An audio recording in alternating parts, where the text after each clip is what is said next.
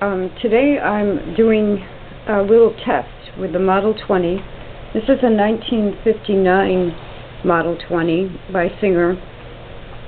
And I know that because Bill Holman was kind enough to share the Singer Salesman's Handbook as part of the Vintage Singers email group. And I'll put the link on it. But in that handbook, it shows the blue case and the Model 20, which I have as 1959. Now, I'm thinking about doing a quilt with whale outlines on it. And so I developed a template from my paintings. I've now traced it onto muslin, and I have it backed with muslin. And I have a lightweight polyester batting in the middle. This is the Model 20. Right now the whale is facing that way. And one of the things I've done before with artwork is sew from the back so that the image has the chain stitch as the artwork on the front, which it's like carving. The whale would actually be facing the other way. So this is the back of the fabric where my outline is. And I yesterday worked on a prayer, the Our Father, that was heavy fiddler's cloth, the same batting, and on the back I put a piece of old sheet. My father had an old sheet that he used as a drop cloth. And believe it or not, this Model 20 went through the heavy fiddler's cloth that was cross-stitched, the batting, and the sheeting, which was a very highly woven sheet. So, but it fought me at a couple of little points. So I'm thinking if I use muslin and a thin batting, I shouldn't have any problems with a Model 20. Now, the one issue that Model 20s sometimes have is turning corners. They don't like rounded corners. And on the back of a sperm whale are ridges that luckily are angular, but this is probably the hardest part of this whole template, will be putting the idea of ridges on the back of the whale. The first ridge is actually their dorsal fin, and then there are several ridges that go down toward the tail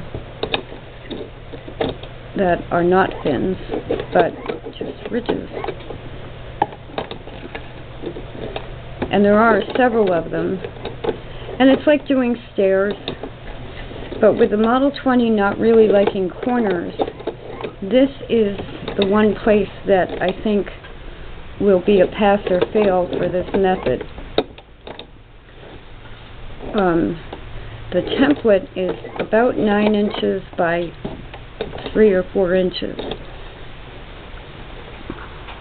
That might be good enough.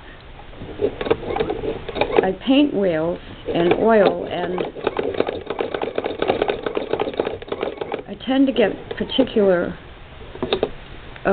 about accuracy. I recently saw a comic book for, I guess for anybody, on whales, and the way they depicted the whales is not really good.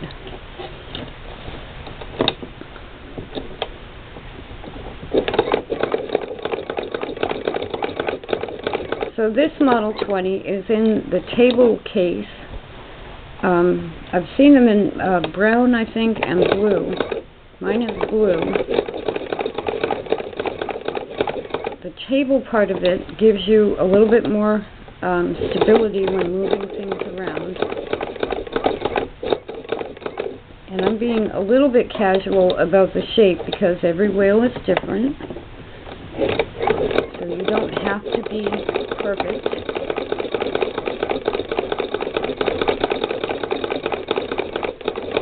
Now this will be interesting because I want to make sure that the flipper is to find, but I'll have to go over it twice.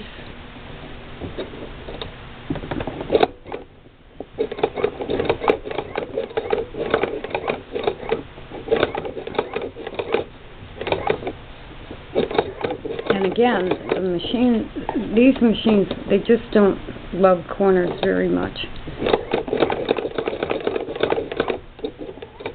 They like very square corners.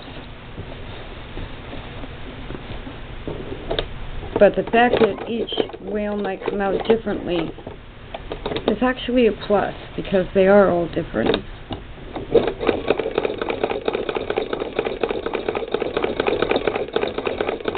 Now I'm skipping the mouth, and I'll go back and do the mouth and the eye. But I could have done that same method there.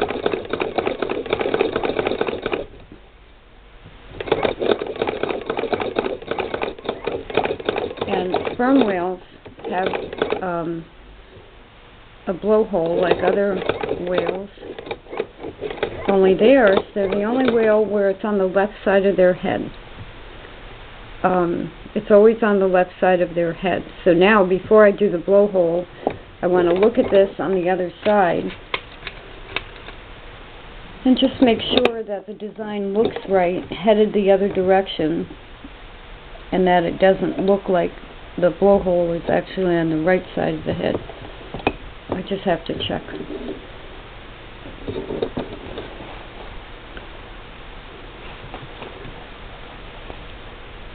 I think this will work. So what I get there is a very simple yet nice outline of a sperm whale. And you can see it did okay. The Model 20 did okay. So now, if I put a blowhole here, this is the right side of the whale. I can add the mouth and the eye is down here, but if I add the blowhole, it's going to look like the blowhole is like all the other whales where it's in the center. So I'm going to leave that off. And it's little design things like that. Here's the other side. But if the whale is swimming this way, you wouldn't see the blowhole. So, you have to catch yourself on things like that. Now, I feel this might be a good candidate. I'm thinking of doing this same size on 16-inch squares, backing them with a 9-patch block that's actually 16 4x4, a patch block, and then making them like a rag quilt style, and it would be 3x4.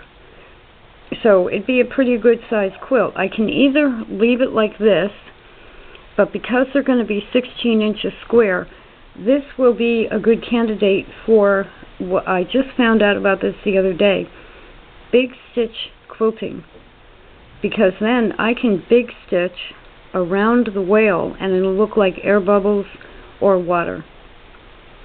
So another good quilt idea that incorporates both hand stitching if I do quilting that way, or because I'd be using muslin with a cotton backing and a thin batting, I can probably do the whole quilt on a Model 20.